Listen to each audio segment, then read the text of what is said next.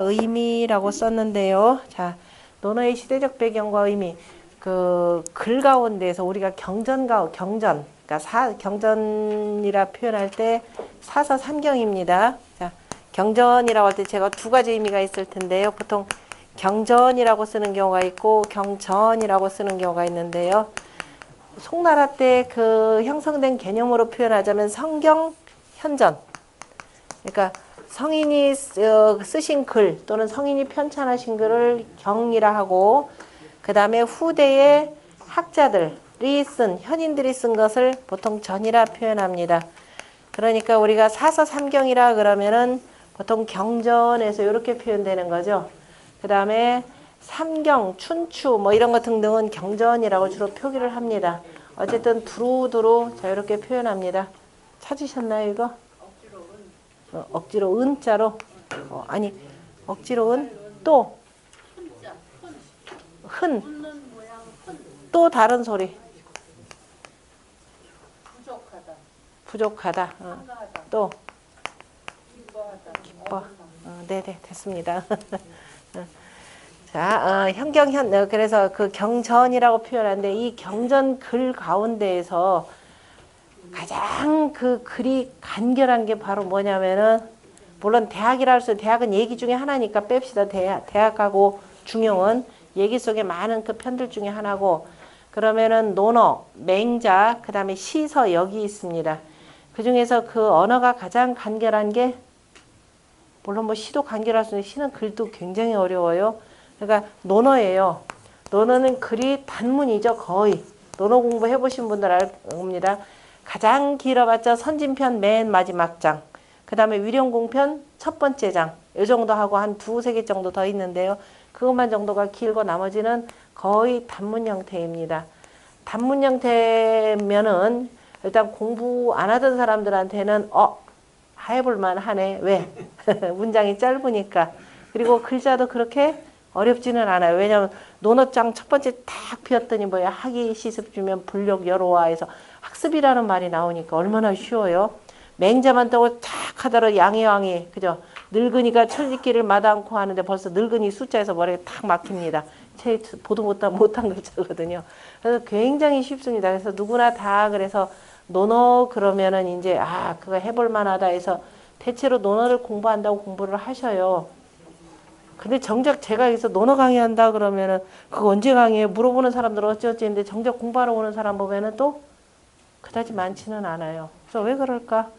네, 논어를 더군다나 공부했다는 사람들 얘기 들어보면 또 처음부터 끝까지 제대로 하지도 않고 띄엄띄엄 공부하거나 하는데, 왜냐? 공부하다가 그 다음에 반도입해야죠. 쉬운 줄 알고 들어갈 땐 되게 어렵습니다. 단문이라고 하는데 쉬운 줄 알고 그냥 하기 싫으면 불력 여로와 하면 참 좋을 텐데 그게 그 뜻은 아니거든요. 깊이 공부한다 그러면 또 이제 도망가고. 그래서 논어가 단문인 만큼 그 단문을 더 잘 이해를 하려면 뜻글자가 갖고 있는 의미로부터 시작을 하여서 그 다음에 그 글이 나오던 시대적 배경까지를 같이, 최소한 시대적 배경을 같이 읽으셔야 됩니다.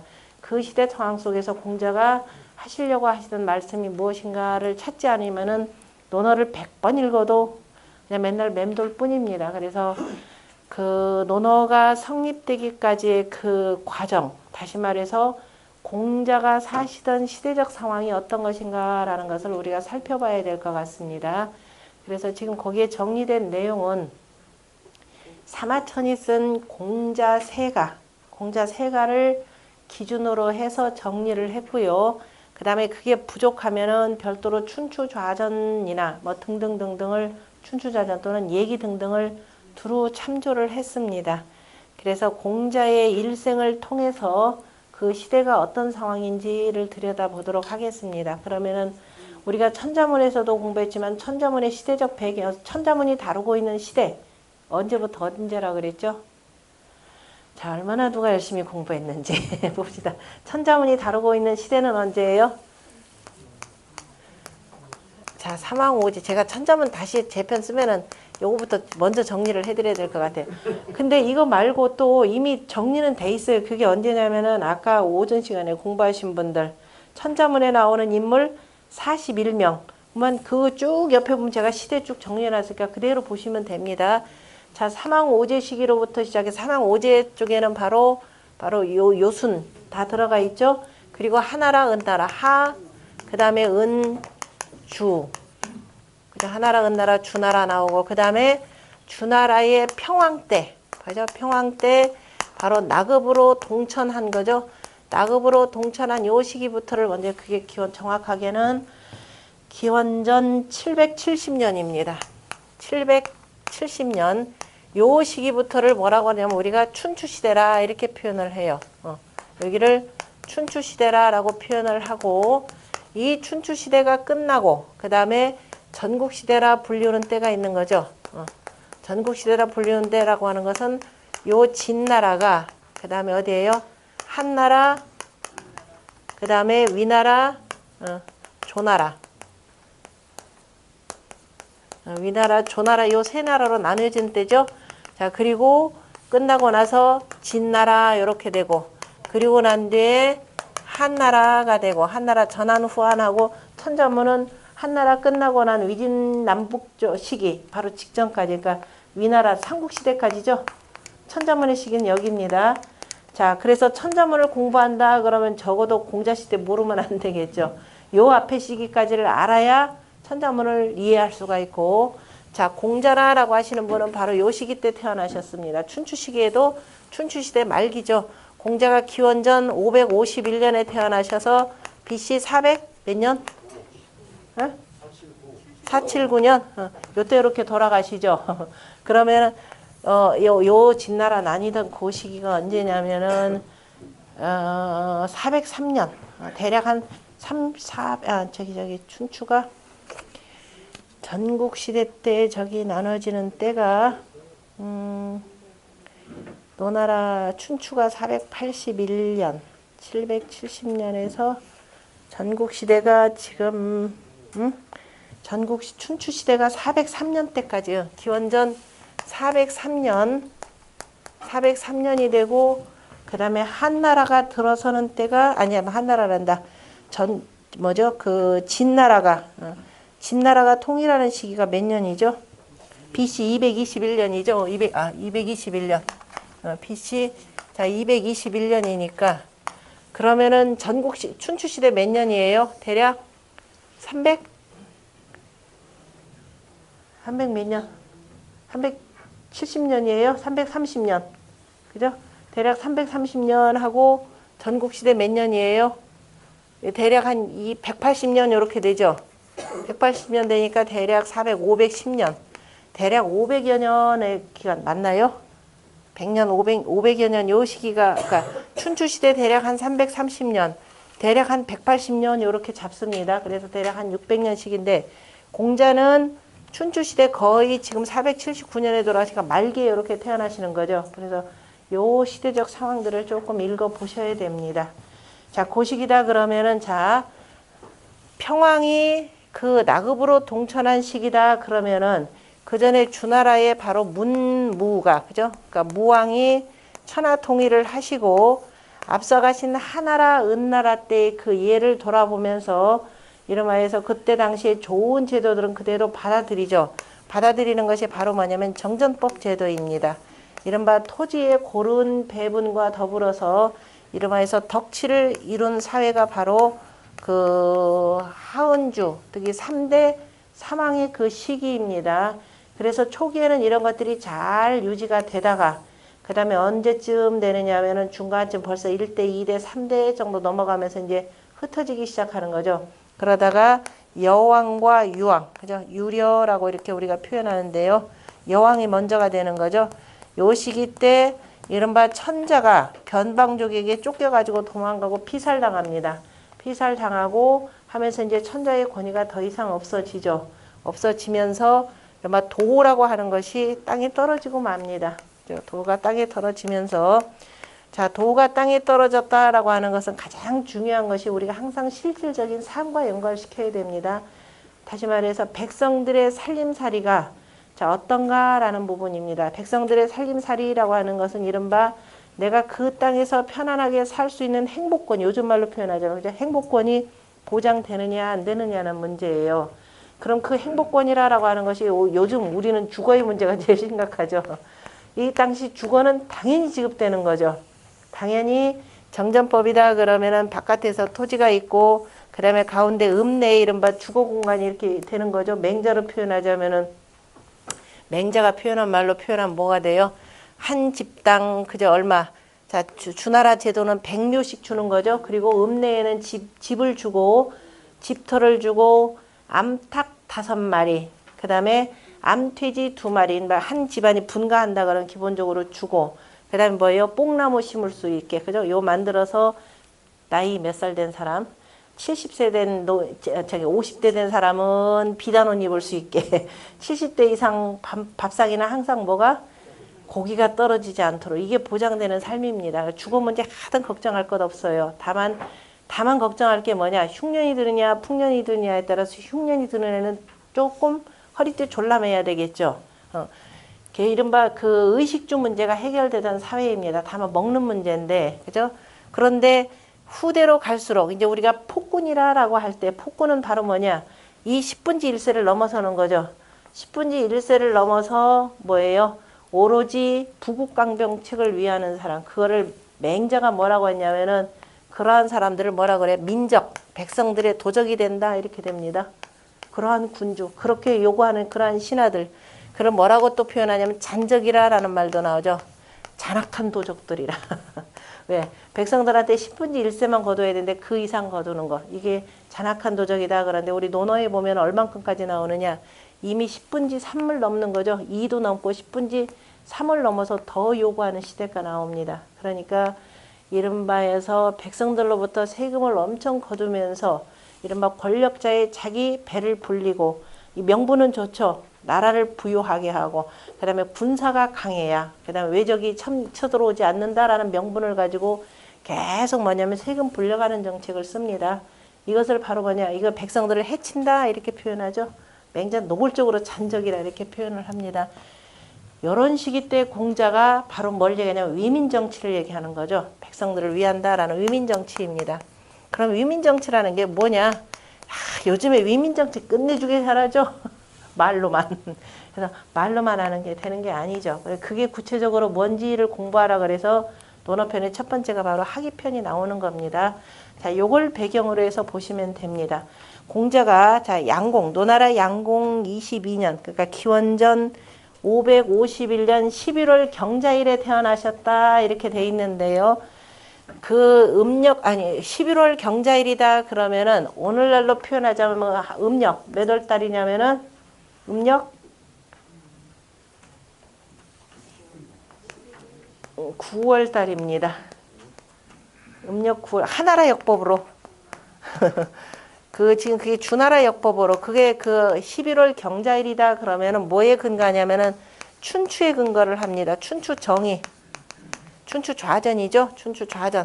공자는 춘추를 쓰셨고 좌씨가 거기에다가 주석을 달아가지고 자, 이 춘추 국어라라고 할 정도로 일컬어지는, 그러니까 그 국어에 부족한 거 춘추에서 나오고 춘추에 부족한 거 국어에 나오고 하는 식으로 해서 굉장히 그 춘추에 대한 그 해설서인데요.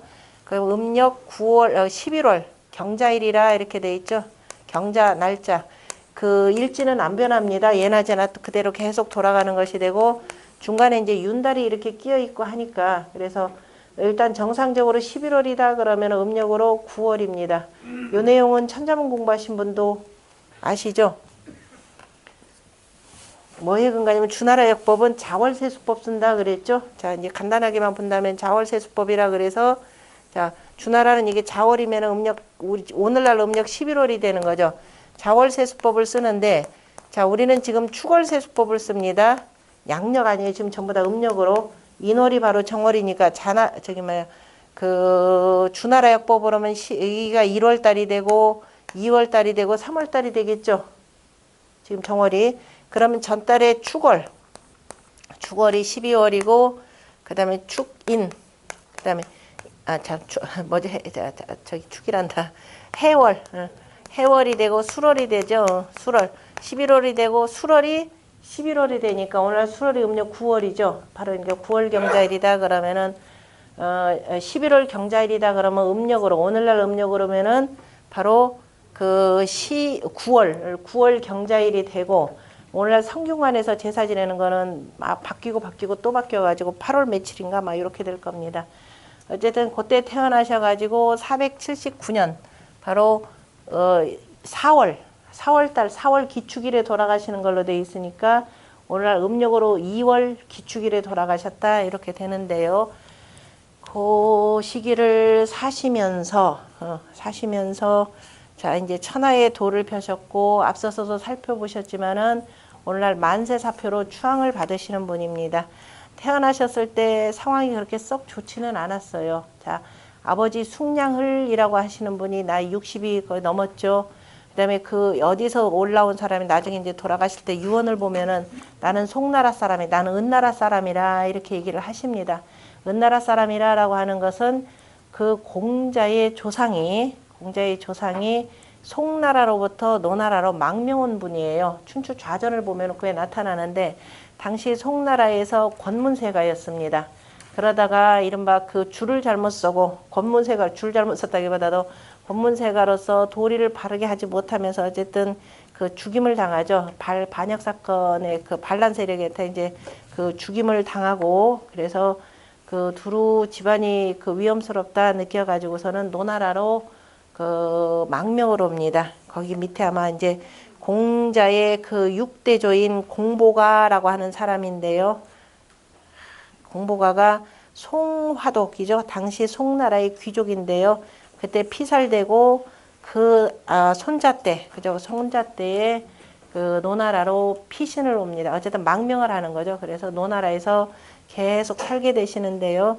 그때 숭량을이라고 하는 사람, 어쨌든 귀족 집안의 후손이니까 뭐 그다지 노나라에서 권력은 누리지는 못했습니다. 그냥 조그마한 뭐 저 지방에 그 권력 조그마한 거 가졌기 때문에 그다지 넉넉한 살림도 아니었고, 그런데 그 숭량을한테 아들이 하나 있었죠. 그런데 어렸을 때부터 이 절름발이가 되고 옛분들은 집안에 자식이 좀 아들이 번듯해야 되는데 이게 못내 안타까웠는지 그나마 그 조금 권력 갖고 있다가 동네 조금 괜찮은 집 좀 을렀던가 봅니다. 그 집 저기 뭐야 처자 하나 나한테 좀 보내시오 아마 그랬던가 봐요. 작년은 나 가기 싫다 그러니까 그 막내였던 안징제라고 하는 여자분이 그럼 내가 나라도 가겠다. 나라도 가서 집안이 편하다면 내가 시집 가겠다. 그래서 그 안징제가 시집을 갑니다. 그래서 낳은 자식이 공자예요. 그 자식이 후대에 이렇게 성인으로 추앙받으려면 그 누가 생각했겠습니까? 그 당시에 그 이걸 기록했던 그 후대 역사했던 사마천 같은 사람은 이러한 결혼은 야합이라 이렇게 되는 거죠. 그 야합이 나쁘다는 의미가 어쨌든 좀 권력 좀 있다는 남자가 그죠 여자 쪽 집 을러가지고서는 그야말로 꽃 같은 아리따운 아가씨 하나 불러다가 그때가 안징제가 17살인가 이렇게 될 거죠. 게다가 이제 그 아들을 낳았으니까 그래서 야합이라라는 말로 들판야자 이렇게 되죠. 어쨌든 간에 숭량을 같은 경우는 아들 하나 참 번듯하게 얻고 싶어서 저 당시 니구산이라고 하는 지금 곡부에 가면 니구산이 있는데요. 니구산에 가서 신령님께 비나이다 하면서 그저 좋은 아들 점지 하나 해주십시오라고 했습니다. 그래서 마침내 아들을 하나 얻었죠. 못생겼죠. 천하에 못생긴 남자라 그러는데 자 머리가 좀 아마 어렸을 때니까 이게 당연히 들어가지 않았을까 싶어요. 그죠? 우리 어렸을 때 얘기들 좀 이게 열리니까 물렁물렁하니까 그래서 마치 숨은 발랑발랑하고 쉬고 니구산이 한쪽이 위쪽이 좀 이렇게 움푹 패였던가 보죠. 그래서 중리 이름을 그래서 니구산을 닮았다. 그래서 니라 이렇게 표현했죠. 니라 했고 두 번째 자식이다. 그래서 중리라고 이름을 붙입니다. 이름이 중자 들어가면 중이죠. 둘째라는 뜻입니다. 그래서 이제 아들을 얻었는데 그렇게 아들을 바람하지 않던 아버지는 3살 때 돌아가시고 이 엄마 입장에서 보면 왼수 같은 남편이었던가 봐요. 나중에 아들이 이제 공자가 커가면서 공자는 참 그 뭐랄까 이렇게 천성이 참 착한 그런 애들이죠. 누가 가르쳐주지 않았는데 자연스럽게 효도할 줄 알고 그래서 다른 집 보면은 아버지 제사도 지내고 어째 뭐 집에 제사는 지냈겠죠. 그러니까 어렸을 때부터 무슨 뭐 소꿉놀이 한다 그러면은 뭐 그릇들 이렇게 늘어놓고서 막 절하고 이제 조두예용의식이라 그래서 어렸을 때 유의할 때 예전에 애들 그러지 않았어요? 키울다 보면 집안에 제사하면 또 애도 갖다 온갖 그릇 다 갖다 널려놓고 그 뭐야 저라고 하는데 공자도 주로 그렇게 놀았다 그럽니다. 그래서 어느 정도 좀 철이 들었을 때는 아버지 무덤이 어디예요 하는데 얼마나 왼수 같았는지 모른다. 안 가르쳐 줬대잖아요. 그리고 어머니가 17살 때 돌아가시죠. 참 일찌감치 조실부모 하는데 17살 때 그 어머니가 돌아가시니까 이제 아들로서 합장을 해드려야 될 것 같아서 예전에 아버지 그 관을 끌고 갔던 그 사람한테 그 지고 갔던 사람한테 물어보죠. 어디냐 해서 찾아가지고 같이 합장을 해드렸다 그럽니다. 그러니까 타고난 그 천성이 굉장히 효성스러우셨고 자 이제 그러면서 이런저런 그 사회적인 거에 대해서 그 정치 사회에 대해서 눈을 뜨게 되는 거죠. 어쨌든 자라면서 그 이 집안이 애초에 그 기골이 장대한 집안인 것 같습니다. 원래 은나라 사람들이 키가 크죠. 은나라 사람 우리가 얘기하는 지금 동이족을 얘기합니다. 자, 우리 동이족이 원래 커요. 그래서 일본 사람들 보면 우리가 외놈 그러잖아요. 키가 작다라는 뜻입니다. 그 사람들이 볼 때는 우리가 굉장히 커요. 근데 그 사이에 잘 못 먹어가지고 좀 작아졌지. 일본 애들은 우리보다 잘 먹어가지고 훨씬 더 커졌죠. 그러니까 이제 먹는 거에 대해서도 따르긴 하는데 어쨌든 공자가 키가 당시기로는 9자, 6촌 이렇게 됩니다. 그러니까 오늘날 우리가 30cm다 그러면 이게 안 맞아요. 그러니까 아마 그 메촌이다라고 하는 것은 시대별로 다르니까 아마 20cm 좀 안 되나 아마 이렇게 될 것 같아요. 그러니까 대략 어쨌든 키가 거의 2m 가까이 되는 장신인 것 같습니다. 그러니까 190 몇쯤 됐겠죠. 사람들도 워낙 일반인보다도 다르니까 뭐냐면 장인이라, 그죠? 아주 키다리라, 키다리 이런 뜻으로 이렇게 많이 불렸던 것 같아요. 그러니까 남보다도 유별나게 이렇게 눈에 확 띄는 분이었죠. 이런 분이 그 도덕을 갖추고 있으면은 어떻게 되겠어요? 위험을 다 갖추고 있으면은 보통 사람 대단히 무서워하겠죠. 웬만한 권력자들도 이 앞에 오면은 고개 숙일 수밖에 없을 겁니다. 이런 분이 다 무력도 쓰지 않고 오로지 그 평화를 가지고서는 그 도를 펴시겠다고 돌아다니셨으니까. 그래서 그 초기에는 이제 그 17살 때 어머니 돌아가시고 19살 때 이른바 기관씨라고 하는 여자를 만나서 결혼을 합니다. 그 우리 논어에는 부인 얘기는 안 나오죠. 근데 논어에는 아들 얘기, 딸 얘기 다 나옵니다. 논어 공부해놓고 나서도 논어에 어디 공자의 아들 얘기, 딸 얘기 어디 나옵니까? 그거 논어 공부 안 한 사람들이죠. 논어 잘 보면은 공자 사위 이름도 사위 이름 나오죠. 누구죠? 남용이죠. 남용 누구예요? 남궁 경숙이요. 아니 남용은 아니 조카 사위지. 조카 사위가 되고 누구죠? 그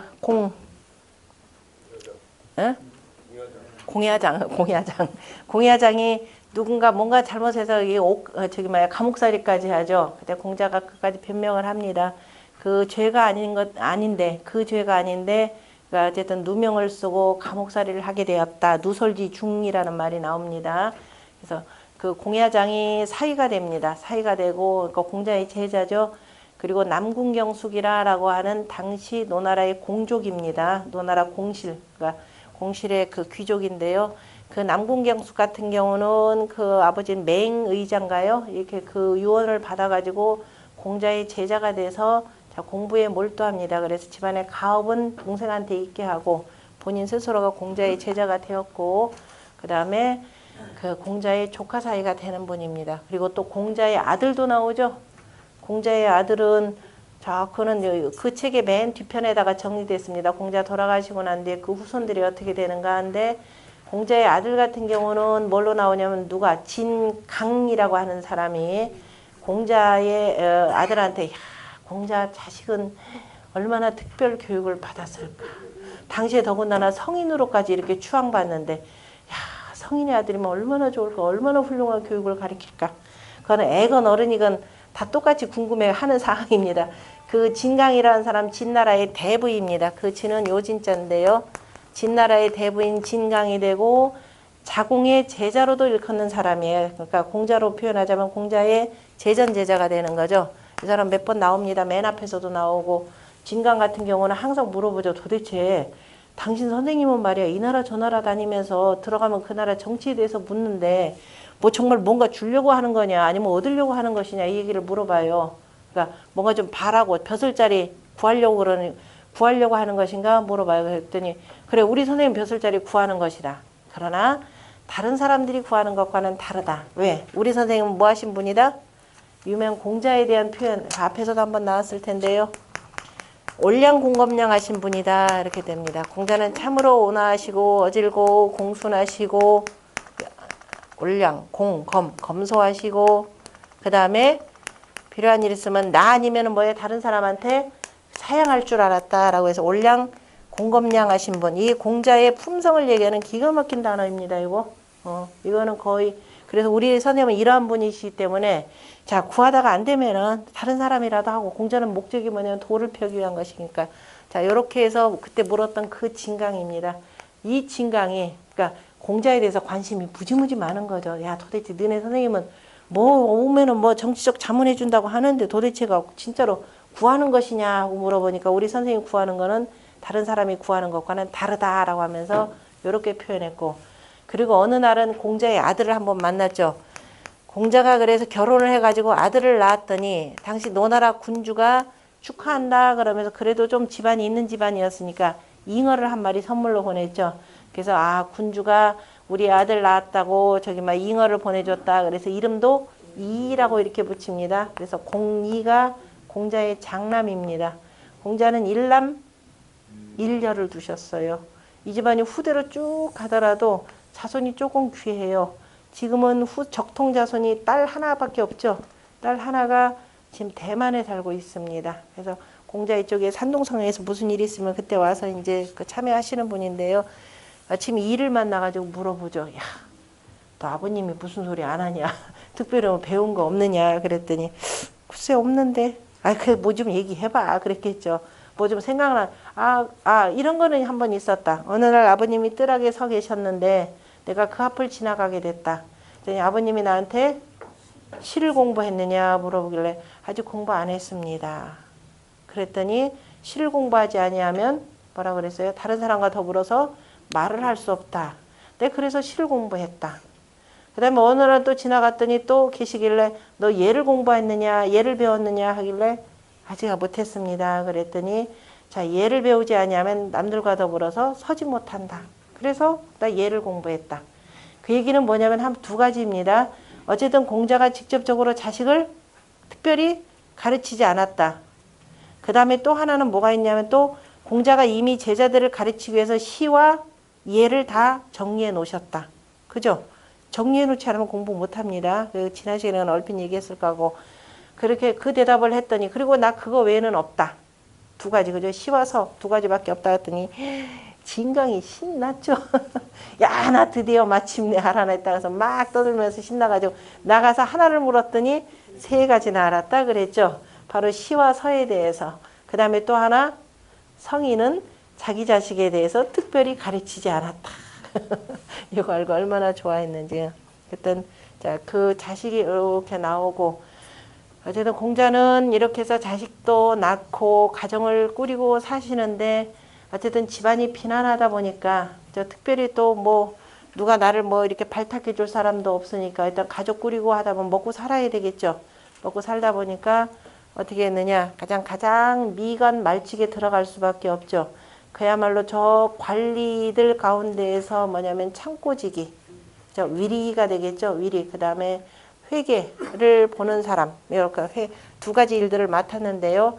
직접적으로 논어에 보면 우리 선생님이 젊어서 무슨 직업을 가지셨다. 그때 직위가 뭐였다라는 소리는 없습니다. 다만 무슨 얘기가 나오냐면은 혹시 큰 책 갖고 계신 분들도 있죠. 큰 책은 32쪽이 되고요. 작은 책은 44쪽 그 맨 아래일 겁니다. 그 뭐라고 나오느냐면은 나는 오소야 천고로 나는 젊었을 때에 지위가 낮았기에 단응비사라 이렇게 나옵니다. 잔편 6장에 나오는 거죠. 단비사라. 그래서 그 단응 그 비루한 일들에 대해서 많이 능하다. 여러모로 능하다 이렇게 표현을 하셨죠. 그때 그게 이제 창고지기하고 사직리 창고지기 하다 보면은 늘 그 세입 세출이라는 게 있죠. 국가의 공물로 세금 걷어서 받은 거, 들어오는 거 나가는 거, 그래서 회계 업무에 굉장히 밝으셨다 그럽니다. 그 다음에 이제 그 사직리라 그러면은 종묘 제사의 그 뭐냐면은 희생으로 쓸 가축들을 기르는 일을 맡은 거예요. 그러면 가축들을 어떻게 잘 돌봐야 그 다음에 병이 안 걸리고 등등에 대해서 알겠죠. 우리가 강아지 잘 키우려고 해도 강아지 키우는 법 배우듯이 그래서 두루두루 여러 가지 일에 그 얘기에 대해서 공자가 사람들은 그렇죠. 모르고 야, 어떻게 너네 선생님은 그렇게 능한 재주가 많으냐 그런데 공자가 이 대답이 바로 이겁니다. 내가 젊어서 워낙 천한 일을 많이 하다 보니까 그 천한 일도 보통 사람은 그럴 거 아니에요. 내가 좀 공부 좀 하면 저거 내가 할 일이 아닌데 내가 어쩔 수 없이 먹고 사느라고 하지 하면서 대강대강하죠. 근데 공자는 결코 대강대강 하지 않았다라는 겁니다. 왜? 이게 다 백성들이 그야말로 피땀 흘려서 백성들의 노력으로 얻어들여진 것들이고 다 국가에 쓸 일들이기 때문에 무슨 일을 맡기든지 간에 정성스럽게 자기의 맡은 바 일을 다 하셨다라는 겁니다. 그러다 보니까 회계도 능하죠. 짐승 키울 때는 어떻게 하는 것이 좋은 것이며 등등에 대해서 두루두루 아신 거죠. 이러한 그 종묘제사에 쓰는 가축까지 맡아 길렀으니까 나중에 보면은 그 향당편에 있죠. 선생님께서는 고기가 반듯하게 썬 것이 아니면 잡숫지 아니하셨다. 그때 반듯하게 그랬더니 일부 학자들은 뭐라 그러냐. 그죠? 똑바로 잘 자르지 않았으면 안 먹었다. 그러면 우리가 볼 때 여자 입장에서 할 일 많은 사람 입장에서 어때요? 좀 까다롭죠. 승질나죠. 나 바빠가지고 좀 이렇게 좀 뭐 굵게도 짧고도 이렇게 쓸 수가 있네. 그거 안 먹어. 근데 그게 아니죠. 그 당나라 때 그 공영다리에서 참 잘 해놨어요. 뭐냐면은 이분이 그 어차피 저 희생으로 쓰면 소도 잡잖아요. 그러니까 이 정확하게 뭐라고 하죠? 그 잡는 사람 백정이죠. 요거를 부위별로 정확하게 잘 분리하지 않은 거. 그러니까 어설프게 잡아가지고 뭐 살점 같은 원래 정확하게 잡으려면 피부터 먼저 빼죠. 그리고 각 부위별로 정확하게 제대로 안 해놓은 것들은 안 잡수셨다 그 얘기일 겁니다. 공영달은 당나라 때 그렇게 해석하는데 그 해석이 맞죠. 그러니까 반듯하게 자르지 않았다, 바르게 자르지 않았다라고 하는 것은 바로 부위별로 그죠 제대로 이렇게 도축을 하지 아니한 것이라고 이렇게 보셔야 될 겁니다. 왜냐하면 지금 우리가 고기 먹듯이 뭐 한 근 두 근 사서 먹는 게 아니잖아요. 옛날 같으면 어떻게 돼요? 한 짝 이런 형태로 그죠? 다리 쪽이면 다리 쪽. 더군다나 나중에 공자가 그 위치까지 가면은 군주가 제사 고기들 하사하죠. 하사하고 이런저런 고기들이 덩어리째로 들어오기 때문에 그 부위별로 들어오기 때문에 제대로 도축이 된 거 아니면은 많이 잡수셨다. 왜냐하면 그게 위생적인 문제도 아마 생길 겁니다. 철저하게 도축할 때 기본은 뭐냐면 피부터 깨끗하게 다 빼내야 되는 거죠. 그래서 여러분들이 고기 사더라도 고기에 피 같은 거 있는 경우는 안 좋잖아요. 그죠? 그냥 모든 피 속으로 모든 세균들 다 돌아다니까 그런 의미다라는 것도 여기에 비춰서 볼 수가 있고요. 자, 그러면서 이제 그 어쨌든 무슨 일이든지 맡은 바 참 정성껏 그 일을 마칠 때까지 참 잘 하셨고, 그 다음에 늘 머릿속에는 이 도가 세한 것에 대해서 걱정, 근심이 참 많으셨어요. 그래서 그럼 내가라도 어떻게든지 바로 잡고, 바로 잡으려고 내가 바로 잡을 수는 없죠. 내가 이런저런 걸 알면은 그 다음에 군주한테 상소를 하면 되는 것이고, 그래 벼슬자리에 가야 되니까 그런 군주한테 이렇게 잘못됐습니다 라고 얘기하고 이렇게 하는 것이 바릅니다 라고 얘기하려면 어떻게 해야 돼요? 내가 정확하게 알아야 됩니다. 다시 말해서 문헌 고증을 하셔야 돼요. 그러니까 문헌의 근거에서 예전에는 이렇게 했고 이렇게 했습니다 라고는 알아야 되죠. 그래서 어떻게 되느냐, 젊었을 때 30대 초반에 주나라 왕실도서관에 찾아갑니다. 그때 마침 그 왕실도서관에 누가 있었더라? 노자가 있었더라 라고 하고, 이른바 노자물례라고 하는 그 유명한 얘기가 나오죠. 공자가 바로 노자한테 예를 물었다. 우리 공부하기 전에는 저 예를 물었다. 그래서 뭐 이제 뭐 위사 상하간에 무슨 뭐 인사하는 법 이런 줄 알았어요. 그 예는 모든 예법입니다. 예법. 예법이 뭐 예가 몇 가지가 있어요? 예가 몇 가지 있어요? 얘가 몇 가지가 있어요? 우리 항상 음양오행이죠. 기본이 몇 개예요? 기본이 5이죠. 조선시대에 나왔던 국조, 오래 의의가 있잖아요. 그죠? 오. 오예요. 그럼 오는 무슨 의래? 우리가 흔히 예다 그러면 뭐예요? 가래. 좋은 일 있죠. 그 다음에 빌예. 빌예는 뭐예요? 집안에 손님 찾아왔을 때 그 빌예는 외교 사신 만났을 때 어떻게 하느냐. 외교 사신 접대가 되는 거죠. 사신과의 관계. 내가 다른 나라 찾아갈 때 방문할 때 그게 빌예입니다. 그죠? 그 다음에 또 뭐가 있어요?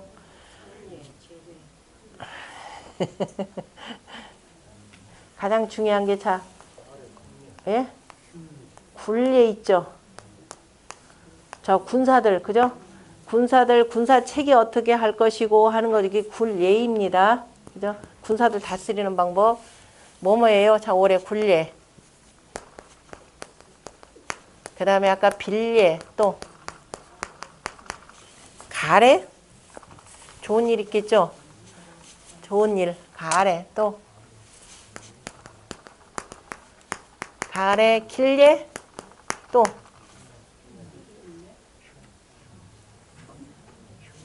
흉예. 이건 사람이 죽었을 때 상례에 해당되는 거죠.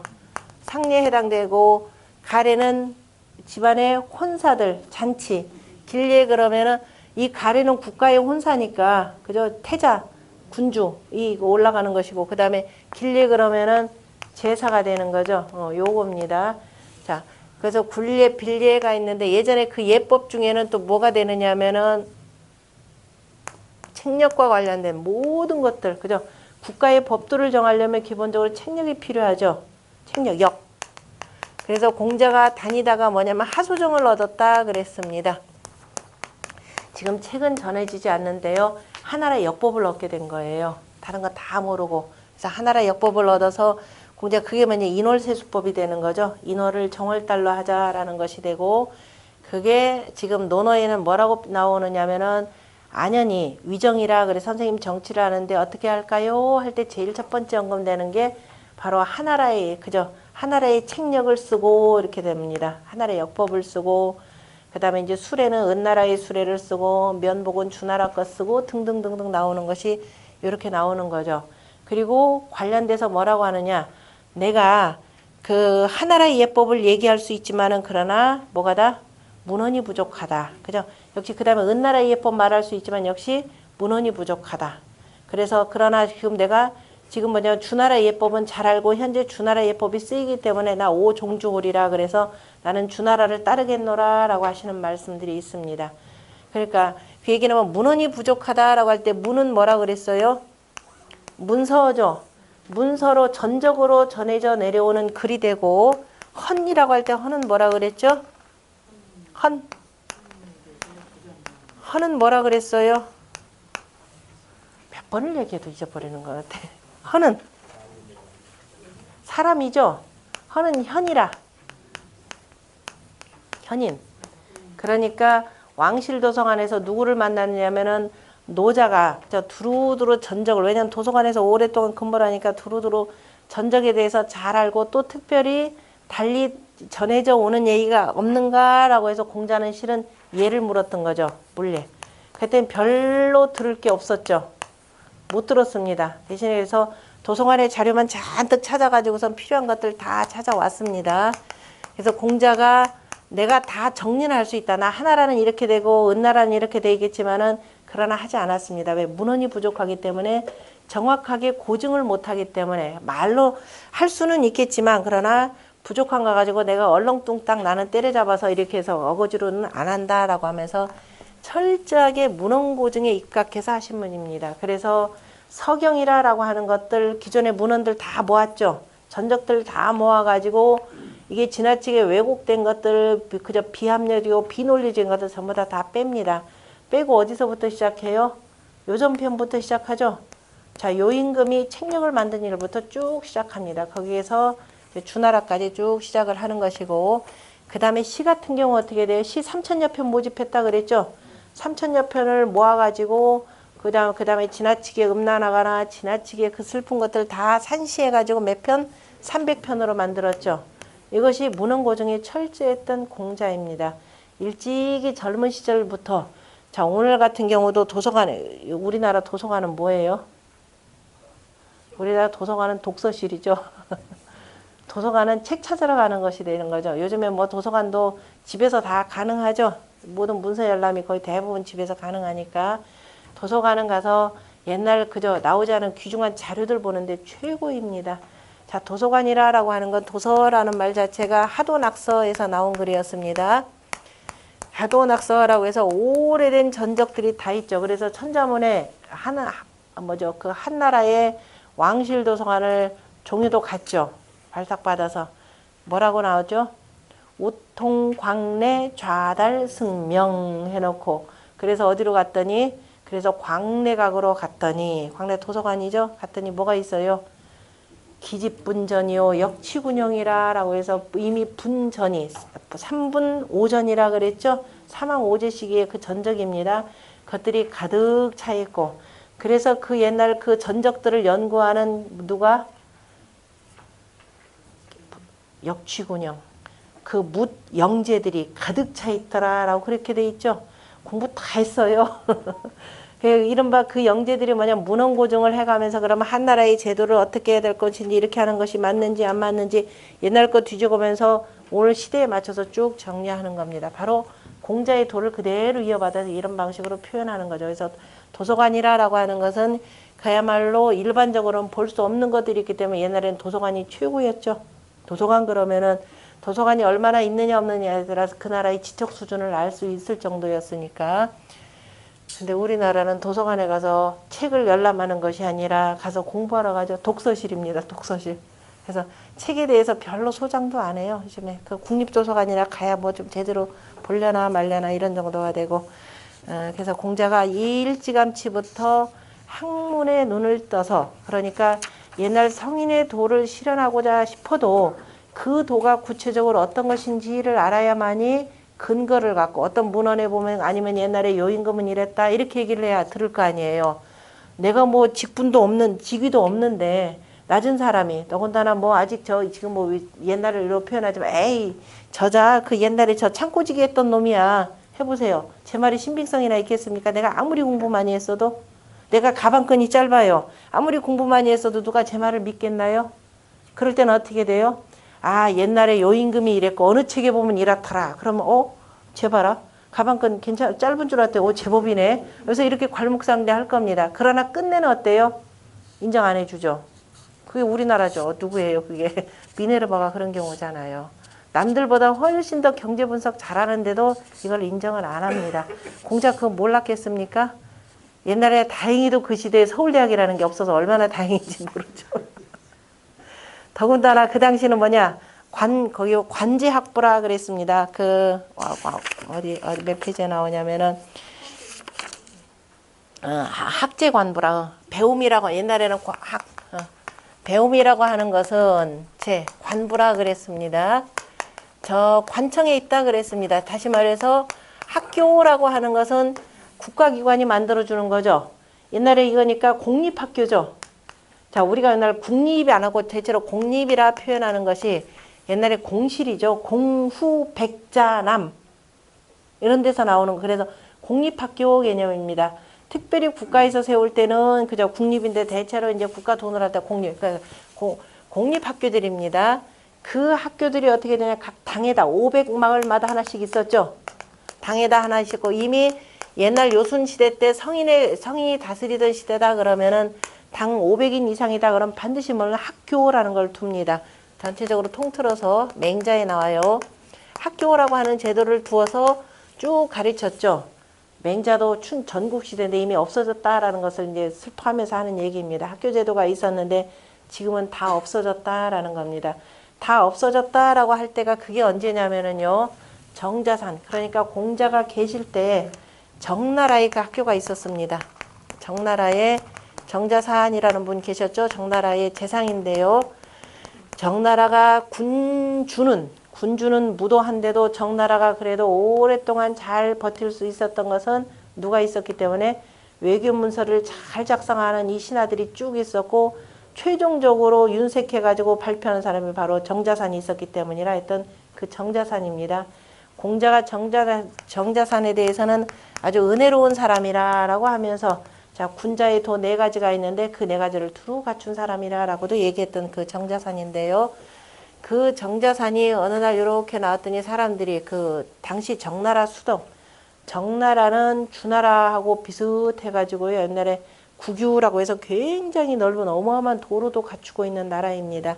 자, 근데 이후에는 이제 별 볼 일 없이 이제 그 수구로 들었는데, 어쨌든 그 정나라에 정자산이 무슨 얘기를 하냐면은 그 수도 도읍지 내에 학교가 하나 있었어요.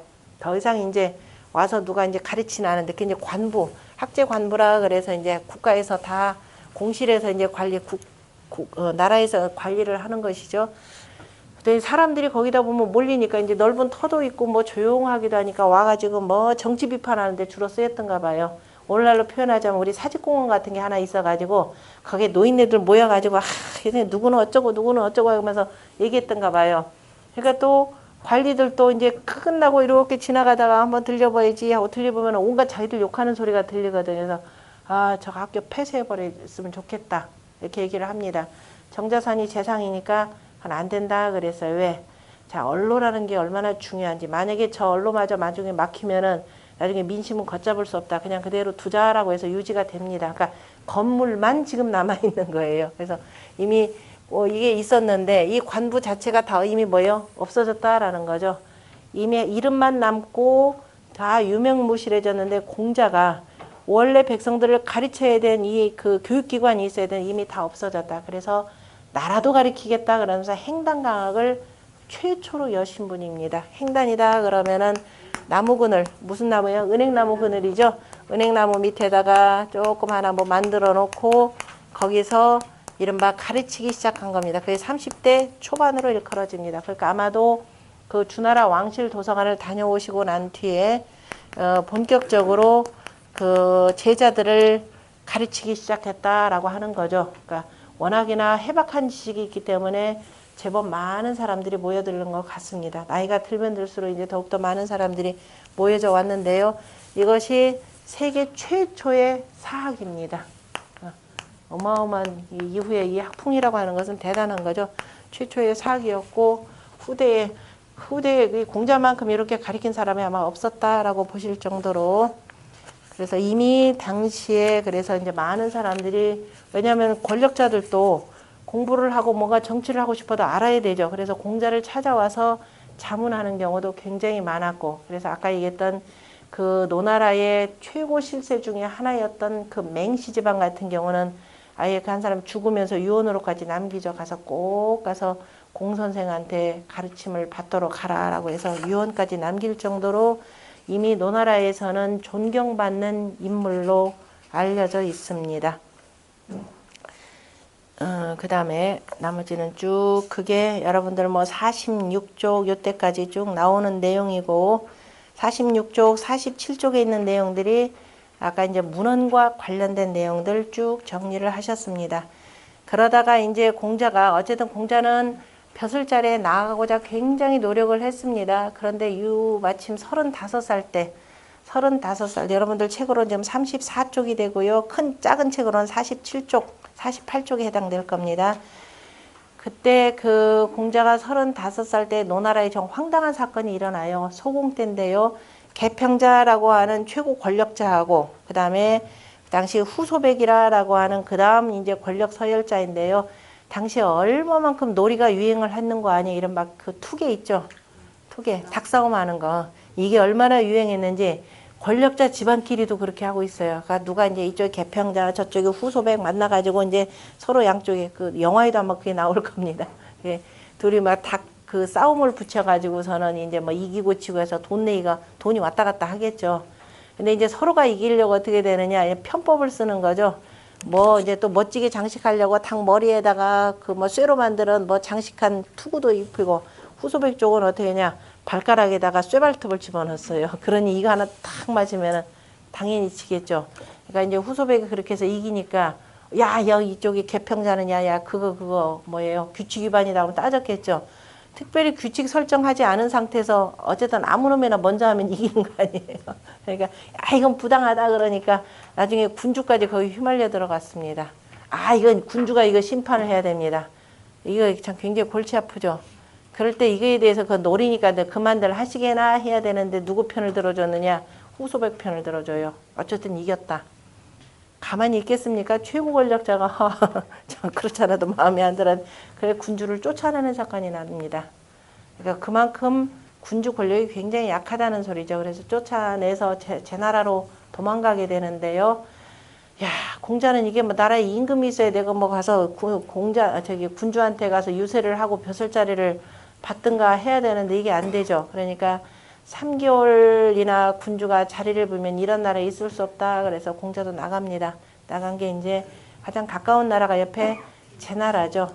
어찌 보면 철원주의의 시작이었습니다. 아직 본격적으로 시작은 안 하고 그래서 임금이 없는 나라는 있을 수 없다. 그래서 제나라로 갔고 그때 제나라 군주가 재경공이었었죠. 재경공이었고 재경공은 어떤 인물이냐?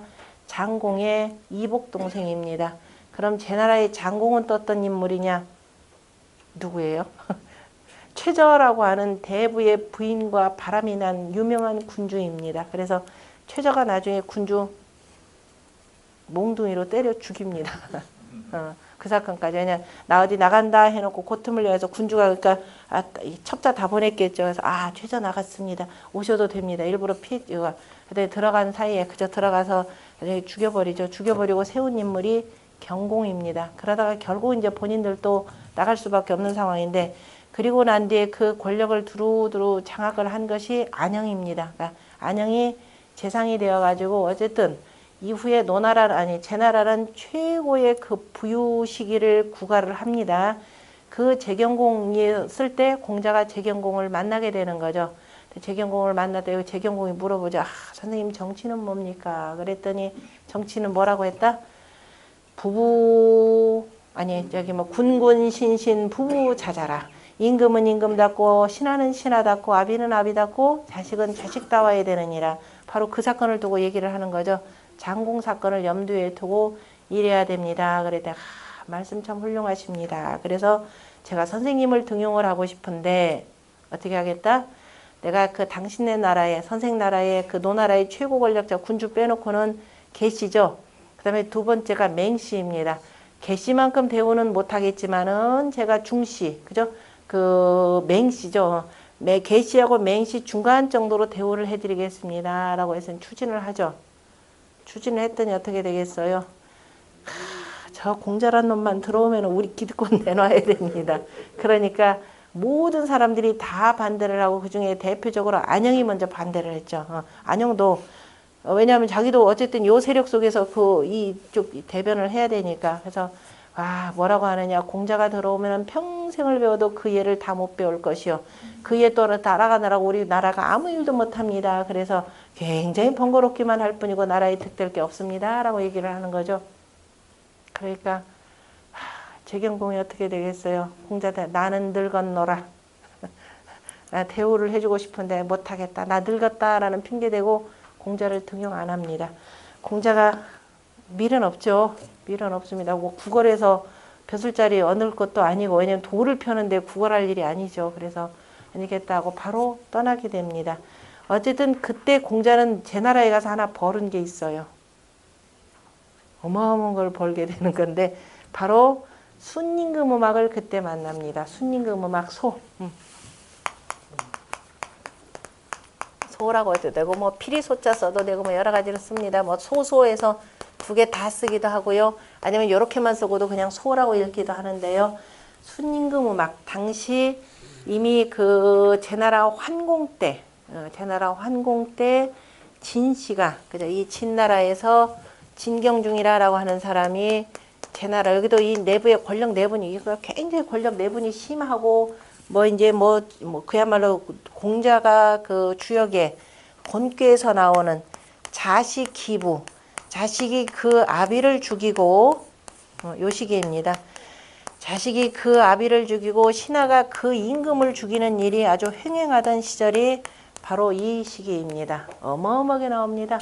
그럼 춘추라고 하는 책을 보면은요, 그야말로 그 내부의 권력자들 내부의 간통 사건이 비일비재한 데다가 그 다음에 이런 일들이 그 시하는 사건들이 그저 시도 때도 없이 일어난 때가 이런 때예요. 요 시기를 지금 공자가 사는 겁니다.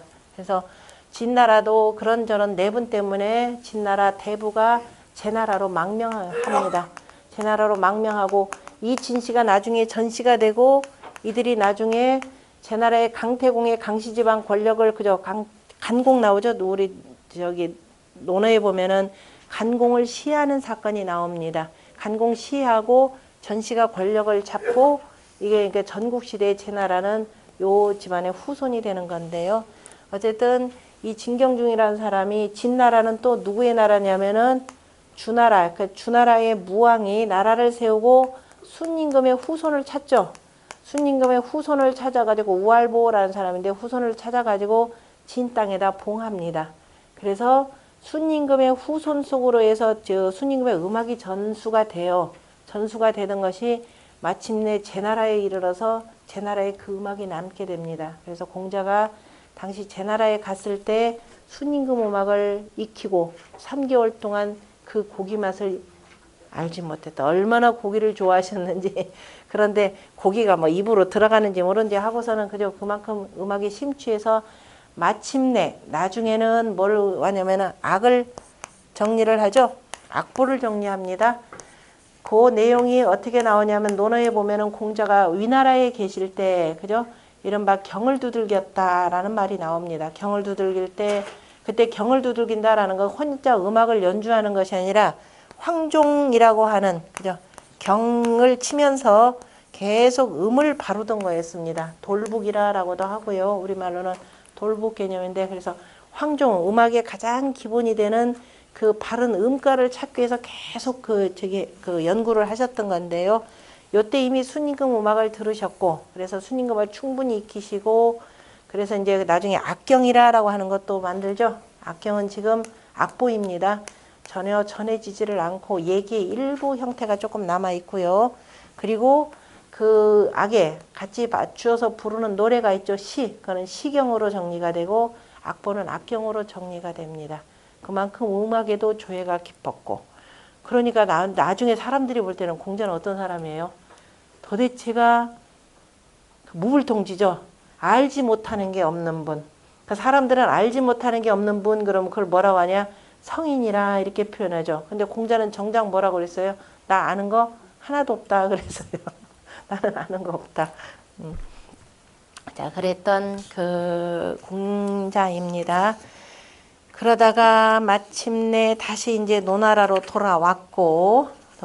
돌아왔지만은 계속 노나라 자체가 어지럽죠. 여러분들 작은 책 50페이지, 큰 책 36페이지입니다. 그때 노나라가 이제 본격적으로 사만시의 권력이 횡행하는 때, 사만시 그러면은 누구예요? 사만시. 이 사만시라고 할 때 사만시는 저 노나라 그 춘추로 표현하자면은 은공 다음에 노나라의 환공입니다. 이 환공이다 그러면 노나라에만 있는 것이 아까 제나라 춘추 시대 때 으뜸패자는 제나라 환공이죠. 시호법들이 나라가 조금 부강하게 하거나 그러면 전부 다 그런 식으로 붙이는 게 있습니다. 그래서 다 비슷비슷해요. 이를테면 우리 그 옛날에 나라들 가운데 첫 군주를 뭐라 그래요? 태조 그러잖아요. 그죠? 태조. 그래서 그 나라를 처음으로 창건한 것은 명나라 태조, 주나라 태조, 조선의 태조 다 똑같잖아요. 그러니까 시호법에 의거하기 때문에 계속 꼭 갖다 붙이죠. 제환공, 노환공 해가지고 나라 이름들을 이와 같이 붙입니다. 이 환공이 자식들을 낳았는데 옛날에야 뭐 원래는 일부일처인데 후대에 권력이 많으면서 이게 안 되죠. 그죠? 그래서 이제 뭐 정전법에 의해서 각 지역에서 한 명씩 선발해서 9명까지 두게 된다. 천자 같은 경우는 그다음에 공실 같은 경우는 뭐 3명 둔다. 뭐 이렇게까지 되는데 어디 그뿐이겠습니까? 가다가 또 마음에 들면 부르겠죠. 그렇게 해서 낳는 자식들, 그게 서자들이죠. 그래서 환공의 서자들이 낳습니다. 그래서 뭐라 하면 사만시 그러죠. 환공의 서자들 가운데에서 그죠? 그 서자들 3명이 있습니다. 경보라는 사람, 수가 나중에 계시가 되는 사람인데요. 경보가 나중에 둘째는 서자 가운데 맨 첫째라 하더라도 첫째를 맹이나 이거 못 쓴다 그랬죠. 맹이나 첫 번째를 또 뭐라고 그러죠? 갑자기 이거 못 쓰게 돼 있습니다. 적실만이 장자일 때 이렇게 쓰고 그래서 장자이기는 하지만 중이라라고 이렇게 돼 있어요. 이게 경보인데요. 이렇게 해서 중시가 있고 그 다음에 숙시가 있고 개시가 맨 마지막이죠. 네, 이렇게 되는데 이것이 나중에 환공의 후손이라, 그죠? 후손이라 그래서 뭐라고 하냐면 손씨가 되는 거죠. 손에다가 나중에 이게 나중에 씨로 붙습니다. 그래 무슨 씨, 그 다음에 숙손씨, 개손씨 이렇게 돼요. 그러다가 나중에 우리가 왜 중요해야 되느냐? 이게 이제 이게 이런저런 도덕 질서 체계가 무너지니까 그래서 스스로가 중이라 하지 않고 맹이라 그래서 공자 당시에는 맹손씨, 숙손씨, 개손씨가 노나라의 권력을 삼분하고 있었습니다. 그러다가 나중에 누구냐면은 개손씨가 최고로 많은 권력을 이렇게 갖고 있는 거죠. 권력이라고 하는 얘기는 뭐냐면 노나라의 땅을 원래는 공실에서 공자가 제일 많이 갖고 있어야 되죠. 나라의 군주가. 그런데 나라의 군주보다 더 많은 땅을 갖고 있습니다. 이게 개손씨가 되고 숙손씨가 되고요. 그래서 이들이 서로 간에 권력을 삼분하고 있는 상태에서 공실은 거의 있으나마나한 존재가 됩니다. 공실이 있으나마나한 존재 속에서 그런데 이제 다시 말해서 우리가 논어에서도 나오지만은 이른바 천자의 권력이 유명무실해지니까 제후들이 천자한테 조회를 안 가죠. 그죠? 조회를 안 갑니다. 그러면 이 지위의 위계 질서가 무너졌다. 그럼 밑에 사람은 어떻게 돼요? 그 제후의 밑에 사람들 자기한테 잘할 것 같죠. 내가 권력이 있으니까 아직까 천자 우습게 여기면서 얘기해 보세요. 그러면 그 밑에 있는 사람 뭐 어떻게 하겠어요?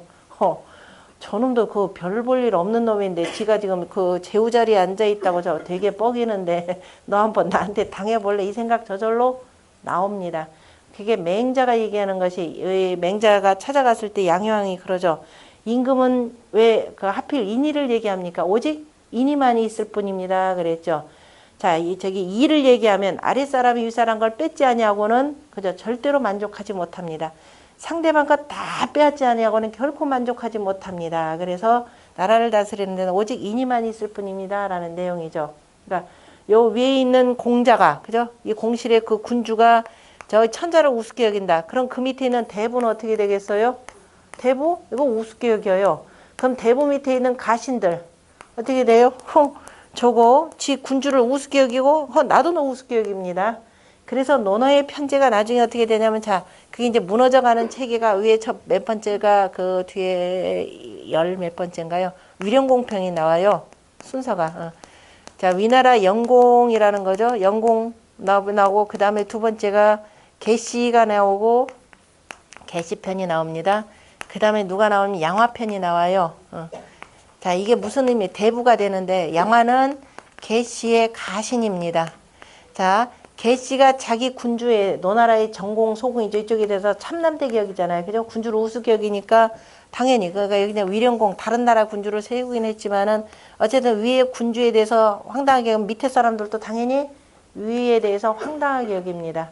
그러니까 내가 밑에 사람으로부터 대접받으려면 나 스스로가 어떻게 해야 돼요? 내가 윗사람 잘 섬겨야 되는 겁니다. 물론 아첨하고 하는 거 하다 보면 밑에 사람도 그렇게 배울 것이고 그러니까 항상 바른 도로서 하라라는 것인데요. 자 이러한 상황에서 그래서 지금 노나라의 권력이라고 하는 것이 어쨌든 군주의 권력을 능멸하고 이 삼한씨가 서로 간에 그 세력간을 다투고 있는 시기입니다. 요 시기 때 이제 공자가 어떻게 할 것이냐라는 건데 그건 5분 쉬었다 하겠습니다.